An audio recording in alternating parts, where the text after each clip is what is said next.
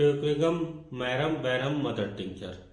ये ऐसी एक होम्योपैथिक मेडिसिन होती है जिसका उपयोग हम राइनाइटिस, नाक से पानी का बहना, स्नीजिंग, छींके आना, अगर इस तरीके के लक्षण दिखाई देते हैं तो वहाँ पर हम TMB मदर टिंचर का उपयोग करते हैं। ये काफ़ी प्रभावी मेडिसिन होती है।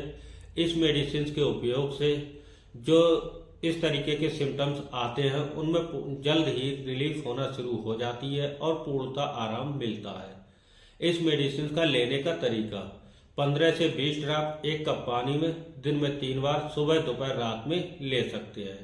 धन्यवाद।